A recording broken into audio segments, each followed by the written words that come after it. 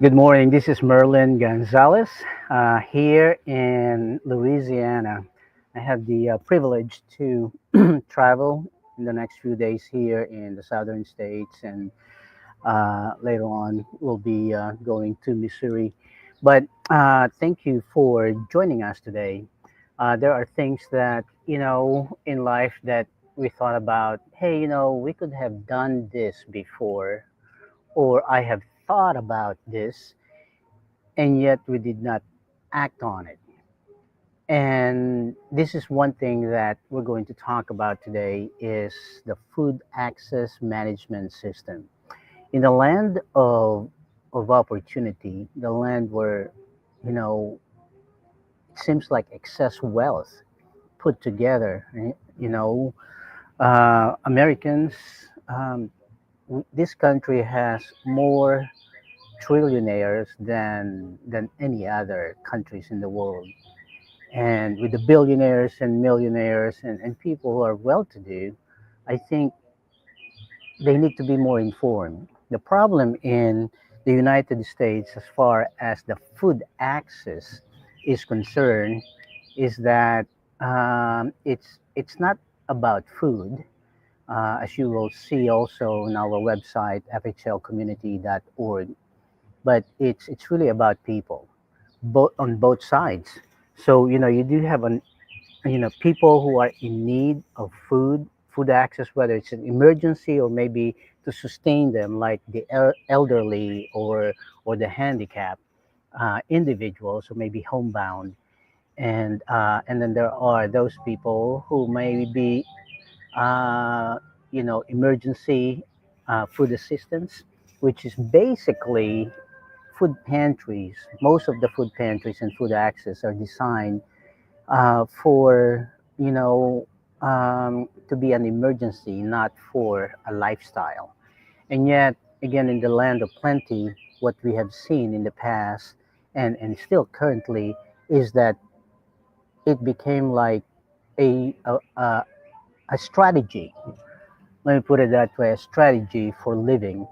So how can we address this in a country where we throw more food than what we give to charities such as food banks and also food pantries? And you can just Google it. You can ask, what is the comparison between what's being thrown away, food, and wasted. Okay, not just being thrown away, but wasted uh, from the farming. And again, I'm not blaming anyone, but I think in system, in operations, there's always improvement.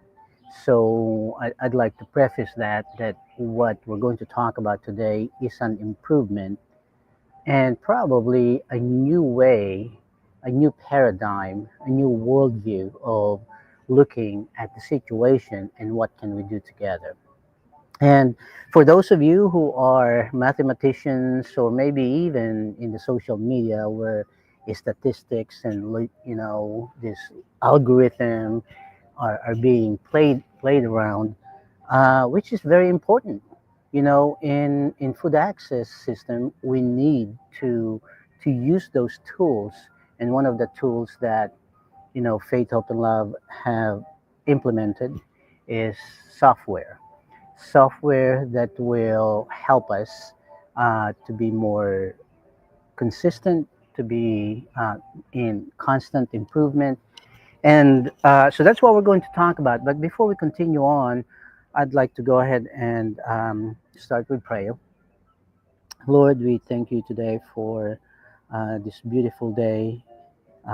Doesn't matter wherever it is in the world, it's always beautiful as long as we are not 6 feet under the ground. And there's always opportunity as long as we are breathing. There's always improvement, and there are always ways to help one another. So I pray, Lord, that you will guide this conversation. In Jesus' name, amen. All right. I'd like to bring our guest today, and our guest today is Ryan Swadley. He's been a long time friend of mine. He knows me very well, my passion, whether it's getting involved in projects or thinking or whatever. He knows me very well. There are, he's like my younger brother. And Ryan, go ahead and introduce yourself and give us a premise, a preface as far as what we're going to talk about today. Hey everybody, first of all, Merlin, thanks for having me on this day uh, to jump on this table talk with you and share kind of the exciting developments we have, what we've been talking about with software and meeting the needs for the food access management that you went over. And I'm excited to really share with the audience what we've already been working on together, which we'll get into. And just as a background, I'm Ryan Swadley. I'm the co-founder and chief innovation officer of DidgeBridge. DidgeBridge Labs. We're basically a company that is a venture studio. We also spin off different companies off of that and look at solving different type of real problems, especially ones that could be like Merlin was talking about, life-changing problems and really our society today. And I'm happy to talk to your audience more and share with Merlin all things that we've been working on with this software for how we can really address some of the needs that Merlin was talking about when it comes to food access management and really equality, so people can get access to food in a land of plenty, which Merlin talked about. And actually, this goes back to, and Merlin said, like over 20 years now plus when we first started his vision of what his ministry was, and really my background in software development, helping solve these kind of solutions. And in this case, we partnered together really to tackle a really big challenge about food access.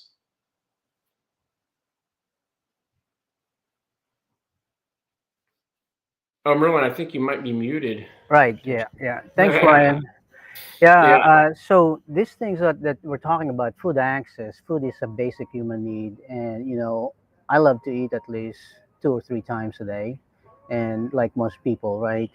But there are people who may be eating even maybe 2 or 3 times a day, but uh, some of them may have to go to emergency food assistance, and sometimes they are it's good to have the emergency assistance, but I think in today's world now that a lot of things are changing, with the new government. But even before that, our country has been innovating and trying to figure out what they can do with this food access. And I think information, data, and reporting is very important. And I thought about this actually 10 years ago about having a software, even before COVID 19 happened. And because from the very start, back in 2006, for the food pantry, by the way, Faith, Hope, and Love is going to celebrate the 20th year anniversary. But we started, looking into food pantry back in late 2005, 2006, and I implemented a worksheet, Excel worksheet, so that we can figure out, the demographics. Especially most of the food pantries are in churches, and this actually helped the churches to see what's needed beyond food. And as churches also sometimes referred to as like hospitals, in spiritual, or even in back in the early days, church, people go to the church for physical needs, for spiritual needs, emotional, and everything. And so that is, and we need to equip the churches, and that's why I thought about the SALTview. So Ryan, give us a little bit about, when we first started, and the vision, the version 1. of SALTview, and then we're going to talk about the new one that's coming up soon, actually this month, the version 2 of SALTview, and define, what SALTview means. Merlin, well, thanks a lot for bringing that question up to the audience. Um, as you probably recall, one thing I wanted to mention that when this first started out, just started out as a brief conversation, you explained to me how you were doing things currently at Faith Up and Love, and a lot of I saw with what you showed me was more manual. A lot of people doing like Excel files and how they're getting information to you, and in basically this technological age, we really wanted to say, hey, what can we look at that process and improve upon with modern technologies, and what could be more digital. And through that process, we really looked at what we're going to create. And at that time, we didn't have a name, what we ended up later on calling SALTview. And the idea of SALTview was the SALT stood for Solutions, Accountability, Leadership, and Training, which Faith and Love has a lot to do with leadership and training a lot of pantries, best practices, and operationally. How can we help streamline operations? And software seemed like a logical tool to be able to introduce the equation, but we had to do that after collecting enough data and talking enough pantries and looking at really what's Merlin doing now, what are the challenges they're running into, and how do we start to automate that. And really, at the key, the end of the day was about the data we were tracking and what we're going to use that data for. Because the actual end result is only as good as the data you're collecting in order to make reports and say, hey, how can we make these reports more streamlined? How can we make them more accurate? And really, the next part of that was in order to maybe secure other funding, what do the reports have to be? And then we got into things like the demographics. It's really what, hey, Merlin, in a perfect world, what would you want these reports to look like? And we sat down, we developed a solution, which we call SALTview, which Merlin mentioned is called, originally was the SALTview 1, which we got to do with some, beginning ways we created the software. And now we're going to begin to, in this month, we're going to launch a new version of it, which we're very excited to talk more about how it's going to really take the kind of things we did in the past in like version 1 and improve on those even more. So we're very excited, especially modern web technologies and things we're adding to it for even better. Well, a lot of things too, if people aren't technical, is to make a very easy user experience. So we did some of those improvements to the interface and things like that too. We always take in feedback, and we're constantly updating to make it best of class. So we're very excited about what SALTview 2 is going to be in this coming month, and for everybody to start using the new version. Thanks, Ryan. Yep. Just hold that thought as far as the version 2. I know that sky's the limit as far as technology is concerned. Things that we have just dreamed 10 years Mhm. ago or even 5 years ago, especially with the AI now, that's which has been around for a long time, probably more than 10 years ago, but now it's really developing really quickly. So on this kind of software that maybe may take, a year, hopefully not too long, that the people will catch up on it. So we'll continue on that, but I'd like to talk about the 20th year anniversary. I just want to plug in the 20th year anniversary that's coming up in September. I think it was September. It will be the third Thursday of September. I think it's September 18, and we're going to actually celebrate the 20th year anniversary of Faith, Hope, and Love. And as you all know, or some of you may know, that Faith, Hope, and Love got started with the tag phrase "Mission Trip in Your Own Backyard," and it seems like we're going back to that premise again, to inspire a generation that that is cohesive, that is educated, that is involved, and that is encouraged.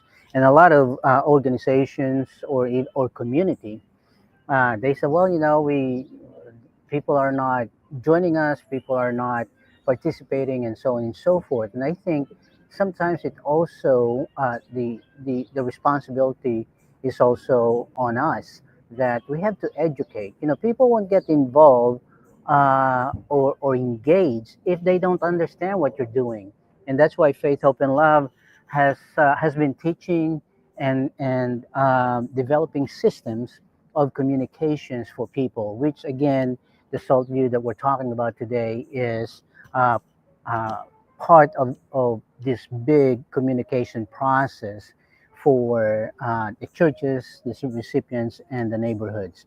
So going back to the 20th year anniversary, it's going to be in Carmel Westfield area.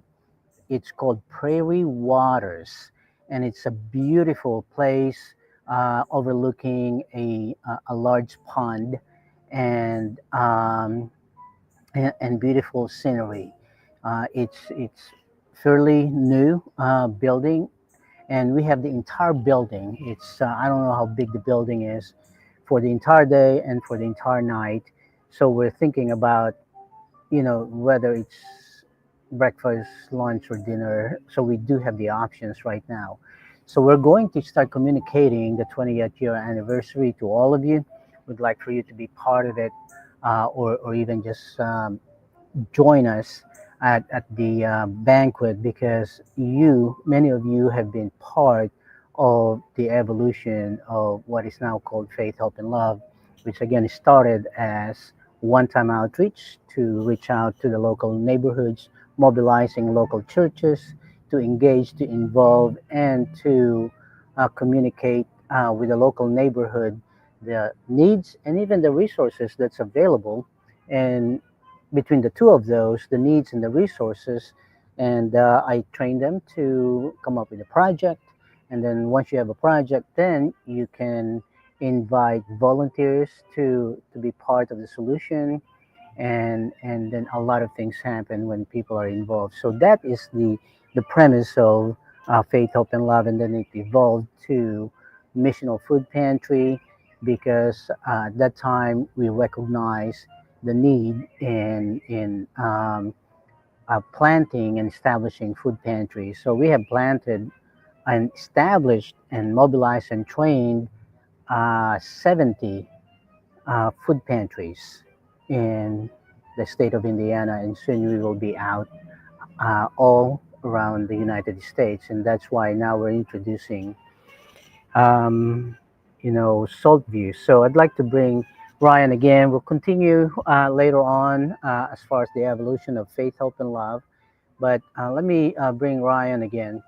So on this version 2, we were talking about that there's always ways for improvement and things. You talk about the operations. First of all, how could a software um, improve their operations by using the SaltView Food Access Management software? Well, that's one question. That's a starting point why you want to do software in the first place, right? How do I, why do you use software for any reason? And one of the things is together, you and I, Merlin, we looked at different things out in the marketplace and seeing, where's the gap exist? What would we have to do to create what we consider the best, uh, the best thing for food management?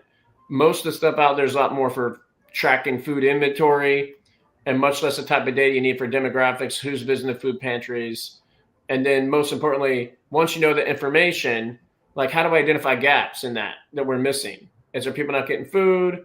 How are we tracking the homeless? Demographically, what area codes are being served? And then based on that information, it's like any other data. It's hard if you don't have it organized in a way you can actually make sense of it. And then you have a way to better organize it through reporting. You can now put it streamline your operations for things like you need for securing grants and things like that, and whether it be that or getting donors. So together we looked at the aspect of how can we more visually communicate that, and then through the process of the households that visit, making sure that we're tracking all the data and it's accurate, because the system's always good as the data you put into to it. uh, it's like the whole concept of garbage in, garbage out type thing. We want to make sure we make it easy, we make the UI simple, and ultimately through that process, they'll be more efficient. And for the thing outside of just tracking inventory, what it's about, a lot of things about things, which is inventory, which is good, serving the people. But from a faith, home, love perspective, it's about people. Like you always said, at the end of the day, it's about people, and this is more about the people visiting the pantries and demographics around that, and recording that information in a way that is respectful of privacy and all that type of all the kind of rules, best practices. So we're getting the data you need demographically, just like government needs or uses for census, but it's all completely private and protected, and it's something that is important to us and faith and love, that we get the information they need in the types of formats they need. Because later on, we know they're going to have to do that just like you did in the past, which were more manual reports. We could take those and make more digital, and then also make them more standardized, right? That's great, Ryan. By the way, I'm here at a Beta Oh, nice. roasting company. There's actually it's Abita, Louisiana. They actually have Abita brewing, which is all over the country now. It's a great beer also. But I'm not promoting that, but I just thought about giving you a shout out. It's a nice place here. But so, Ryan, about the operations, yeah, it's really what we found out for almost 20 years of helping churches and food pantries, even existing food pantries who've been around for many years, that data is needed for them to look more like in a granular way, that just like in manufacturing, because I still receive some questions from food pantries, just like, why do we need software? From I think I can explain it a little clearer, and Ryan, if you can chime in, it's that just like in manufacturing, you need, like robotics. This is like decades ago that they figure out the things that will be more efficient if they do certain things, and that's based on observation and then data and then analysis of the data. Then they came up with a streamline, which is, I think this is also good, operationally. But again, as our tag phrase says, that it's not about food, it's about people. It's not just about the system. The systems should support the main focus of the food pantry, and the main focus of the food pantry is not the system or not food, but the people. So this, I would say, transformative solution, which is the SALTview Food Access Management System, will help in the operational analysis and also streamlining. But at the same time, when you look at the data, the demographics, you will be able to also understand even more as far as why are people coming back over and over again, as compared to some who are just like, yeah, just for emergency a couple of times, and then they move on.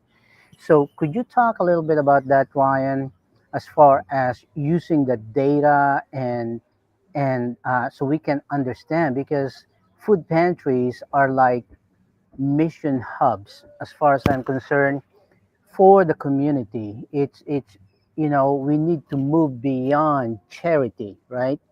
We need to move beyond that, uh, to empowerment, sustainability, and maybe even involvement of the in the future of the food pantry.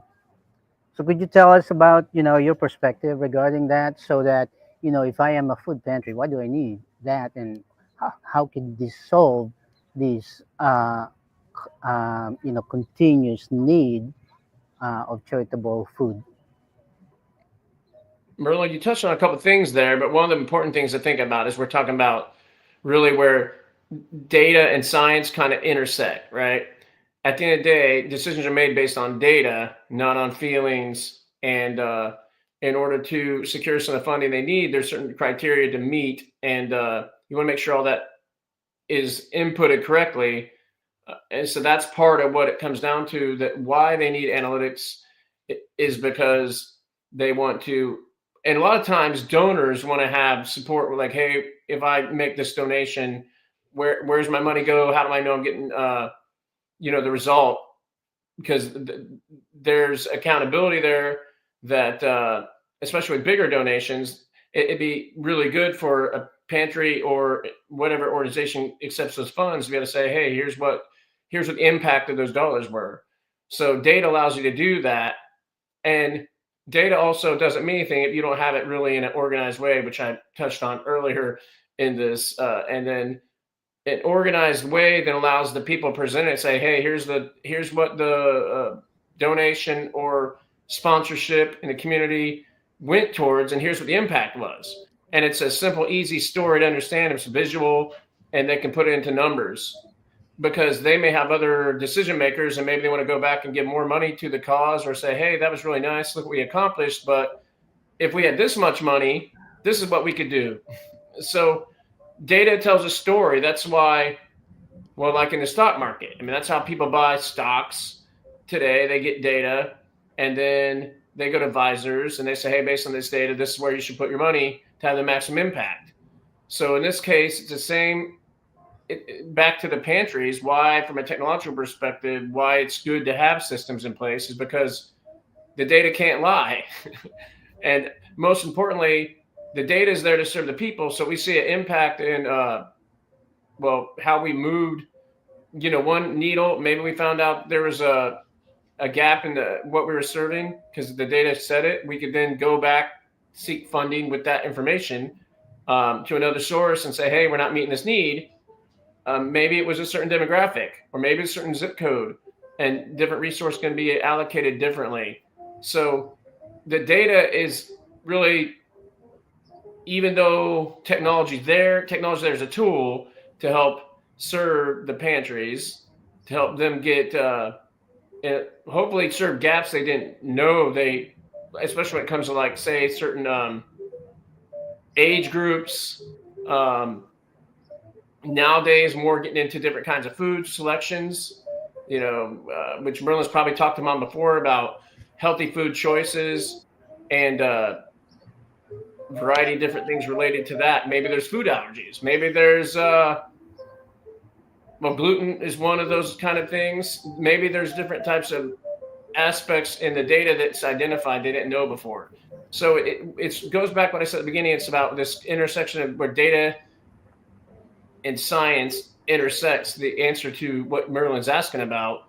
That now you take, in the past, the way they used to do things, and now we apply some technology to that, both to get data that they may not have had before, but also volunteers, and to make their job easier. We want to help them get, throughout the process of really, as they serve the people, to be able to do the best job they can.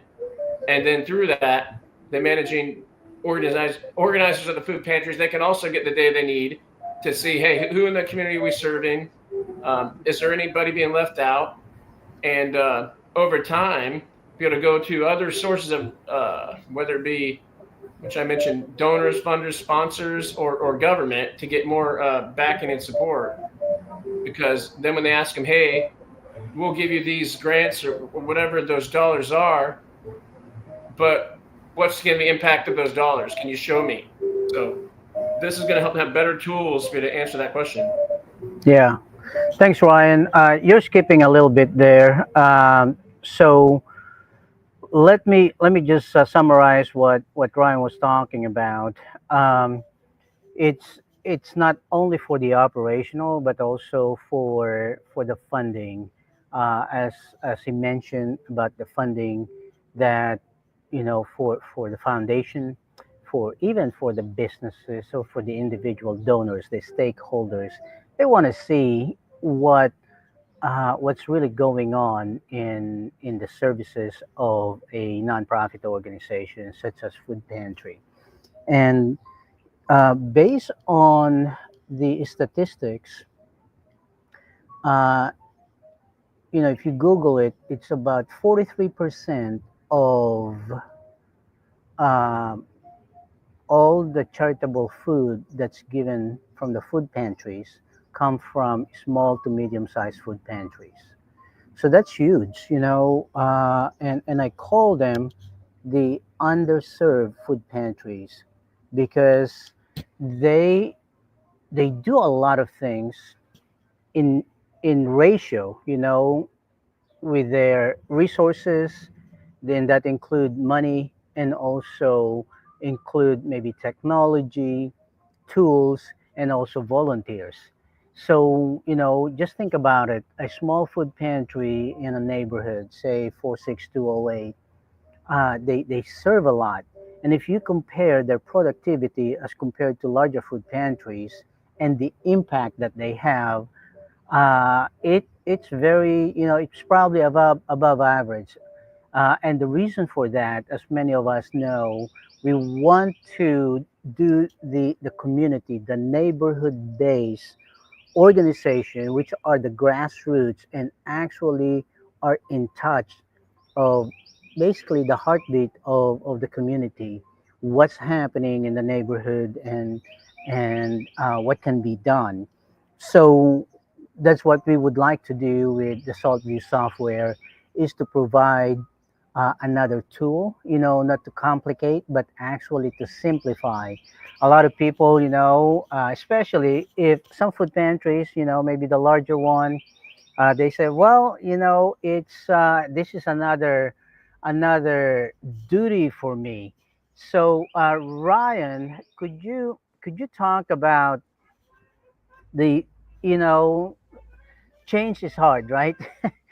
Hmm. Whether it's obvious that it's going to be much easier, much simpler, more effective and efficient, people, organizations, sometimes are just like hard to say, yes, I'm gonna go with a change and work this out. So could you tell us, from that, point of view, how does the SaltView software actually minimize the errors and also the efficiency, and it will be less work but more effective for the food pantries who's going to be using it?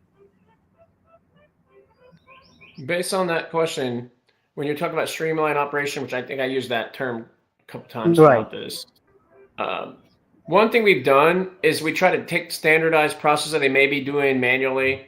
With this software, it introduced more, especially in this next version, it had more of a kind of a streamlined single screen to enter some of that data in, almost like when you go to a restaurant, people like typing a few things on the screen, they're taking your order. So it's more like you're at a Starbucks and they're pressing some buttons on the screen and they're, not a lot of technical, coding or any of that kind of knowledge required. Um, this second version is even more streamlined than that type of interface. Now it's more of a wizard. So the wizard is designed around step by step, just question one, question two, that they can just fill out very simple answers to, and allows them to link the households with the information they need with the deliveries. And the resulting ability for you to not have errors now versus manual, paper, Excel, however they were taking it, especially if they did it after the fact because they're really busy as a food pantry. The software is designed around to take just the information they need and then save it in a format they can easily pull up for their reports. And that includes, even if they don't do it in real time, they can still capture the right data they need for the information they need for monthly, quarterly, annual reports. So it's kind of like when a lot of people are now doing a lot of things online. They order on Amazon or whatever else. I mean, they're used to doing these type of things. They press a few buttons and they submit like wizards. This is designed around completely non-technical people, really no training involved. They look at it in train intuitively. They know exactly how to do it, and that's what we strive to do with the consider the UI, the user interface, and the experience. So Hey, Ryan, you're still uh, skipping. So maybe you can check your Wi-Fi connection. But let me just share something here, and then I'll bring you back. So what Ryan is talking about is um, the efficiency part of it. It's tedious right now what we're doing. Not tedious, but it's better than not doing it. Because before, a lot of food pantries, and I can bet you with this, a lot of food pantries, when they get their, when they have the registration, actually sometimes the registration is only just like half a page, which shows, the name, and sometimes it's not complete. And again, this is not a judgment, this is the reality, and you probably can relate to me if you operate a food pantry. That they have half a page and just showed the name, and sometimes it's not complete. So what is the use of that if you really cannot use those information, or very very limited information, such as like, this individual have shared about something that's really dear and close to this individual, or the household. Of course, we protect that, the security, which is something that we need to talk about also with Ryan, is how do we secure, how do we make sure that the information that we receive is intact and safe. But anyway, based on that, again, if the food pantry recipient allow us, say for example, something near and dear, just like, hey, you know what, I am addicted to this or that, then personally we can, or the food pantries can follow up with them. That's just like, hey, here's a list that might be able to help you. I know that you are really struggling and you're really looking to find ways how you can, um, you know, get out of the situation, and here's the list. At the same time, most of the food pantries, at least 71 to 73% of all the food pantries are housed in churches. So the churches, their number one mission, and again, you can argue with me on this, but the number one mission of the church is to share the gospel. Now, that's not proselytizing, right? If you force people, then that's proselytizing. But if you ask their permission, if you ask them like, how much food do you need, if you use the same way, you're asking them also, how can we pray for you? So it's just the question. If they say, no, I don't want to be prayed for, I'm okay, and that's fine with us. Actually, it's against our belief to discriminate, because as Christians, we are not called to judge others, but to love. And that's the big misnomer for, even some other foundation. Let me put it that way, that they think that we're proselytizing. We're just offering prayers as we offer food, and we don't make them hostages to stay, or not receive food if they say no. So going back to the data that Ryan was talking about, that the integrity, the data integrity, as far as reporting, there's a lot of errors that could happen. From writing, and then creating the worksheet. The Excel spreadsheet, maybe some error there, and then now for the reporting, which actually does not give you the right reporting or the analysis that you need to go upstream, meaning that you go against the current, meaning that you try to understand the deeper needs of individuals, why they are in this situation, such as they become food insecure. And I think those are the more innovative, the more proactive approach in tackling the food access system. So I'd like to bring Ryan again here. Um, But again, before I bring him in, so he can prepare, is that 20th year anniversary of Faith, Hope, and Love is coming up September, sometime in the fall, and with this in mind, that we will be celebrating. It's going to be a really nice celebration. We're preparing now for this because it's not just an achievement, but actually the impact that we have done. We don't just look for the needs and take care of the needs, but actually anticipate what are the things that we can do to avoid those needs in the future.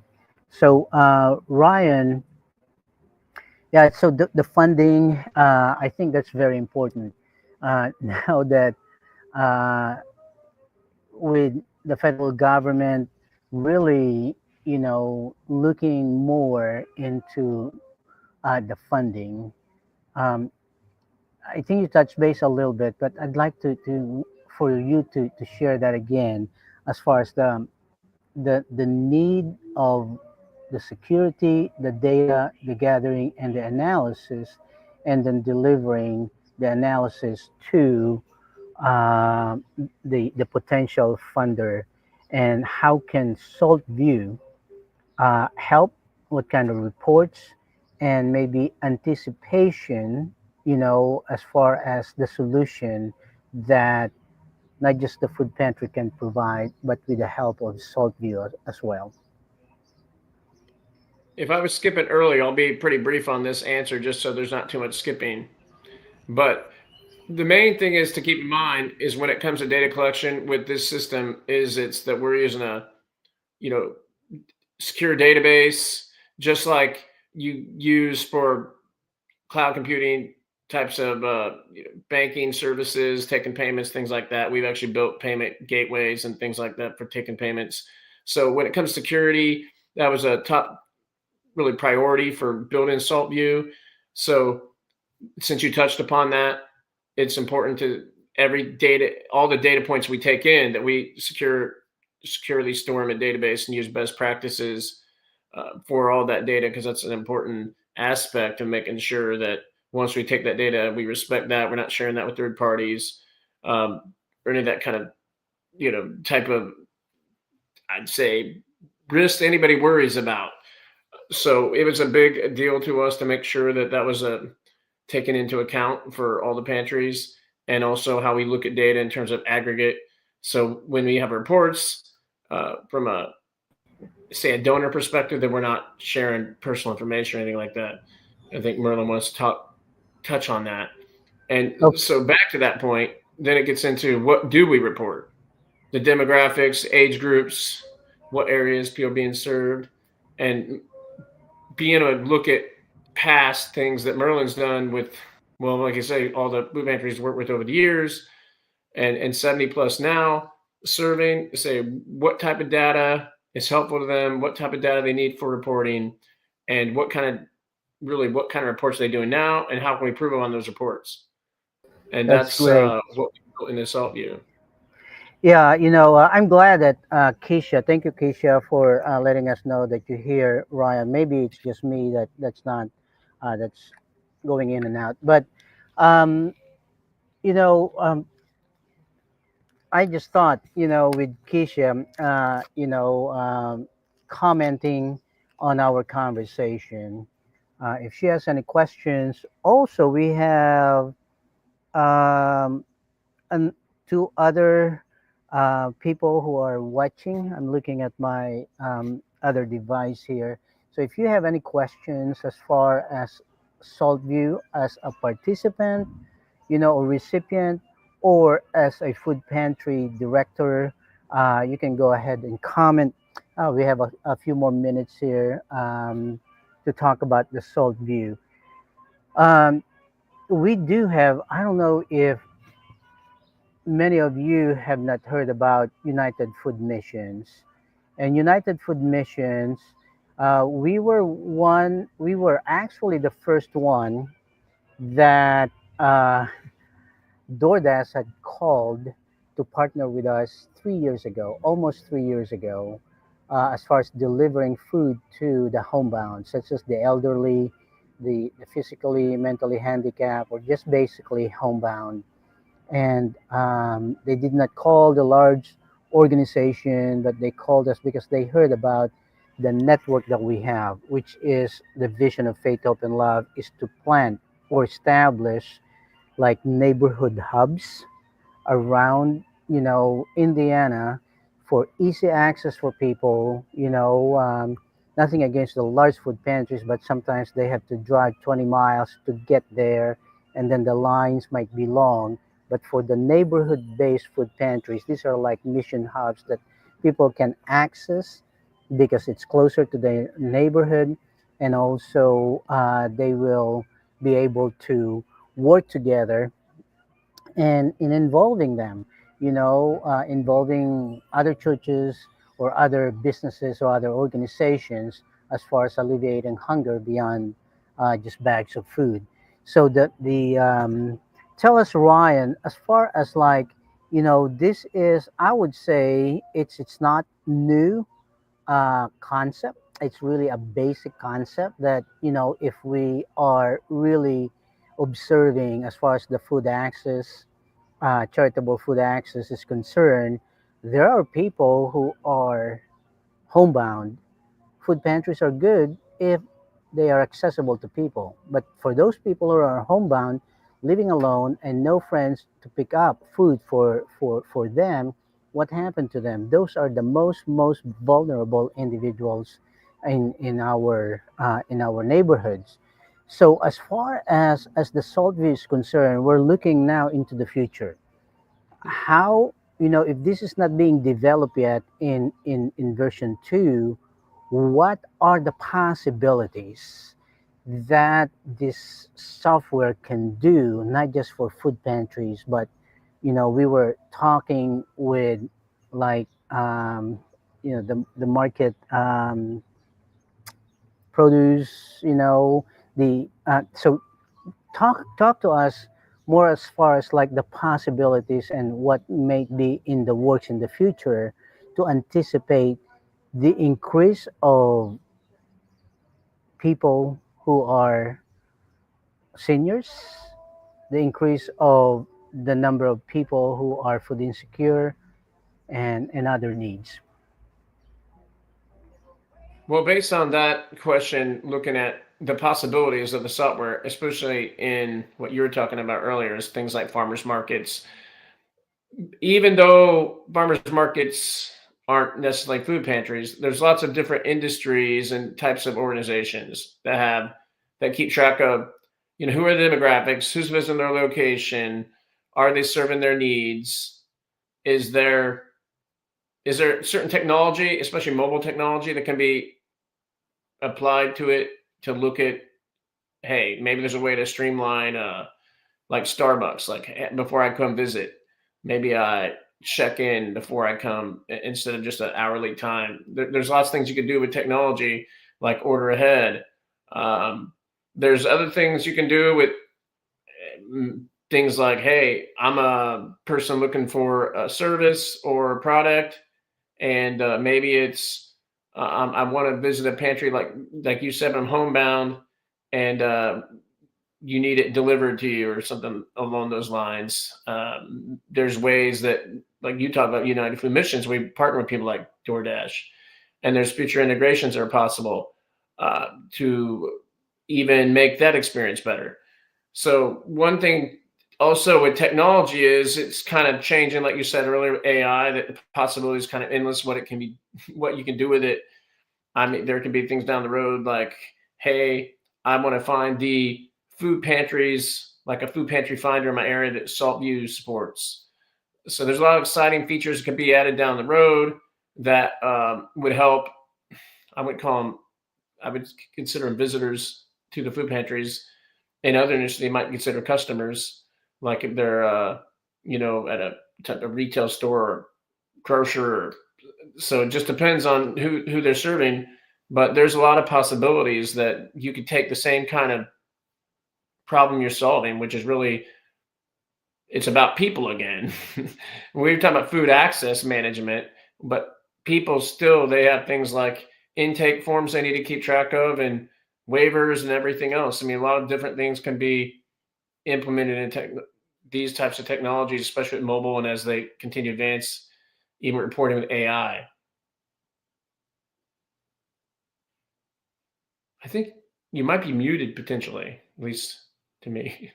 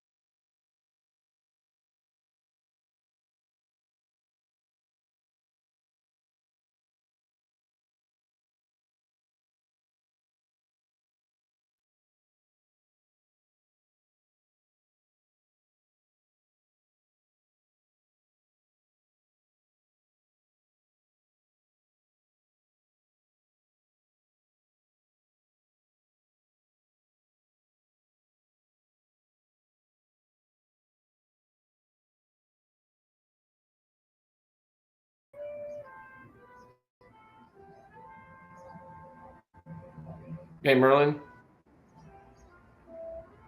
Yeah, go ahead. I couldn't hear you for a second. Oh yeah, yeah. So Here you do now. you have any last words as far as what what's in the horizon? How you see this food pantry industry is going, and what are the futuristic approach to alleviate hunger beyond food? Oh, sure. I think it's very exciting times ahead, really, for the industry, particularly with advances in technology for what we talked about just here, reporting, and for meeting the people, the individual needs of people. Once we have data, we can better serve them, and that's the whole purpose why we do this, is to get the data required, both to get support and resources, and identify, which I talked about before, gaps in the system. And back to what Merlin said at the beginning, helping people that have maybe resources and more to be empowered based on the data to make decisions to help support people maybe less fortunate, which that's what you touched on at the very beginning of the call, is there's a lot of billionaires and different people with like really just blessed resources and with the data and better reporting and information, they can make more informed decisions. And with technology being a tool, that can be one of those tools that help move that forward. That's great. One thing that Ryan, and I'd like to share this with the general public now, is that I would like my, you know, it, my vision is to multiply the smaller food pantries. Well, that's already a vision. But what I'm thinking is that you don't need to be called food pantry in order for you to help other people as far as food insecurity is concerned. So just start thinking about that as those who are watching this, that's the vision of Faith, Hope, and Love. You want to come alongside us as far as multiplying these mini mission hubs. It could be at your own home. Of course, there will be some regulations on that because we're talking about food, but not just food. In helping one another.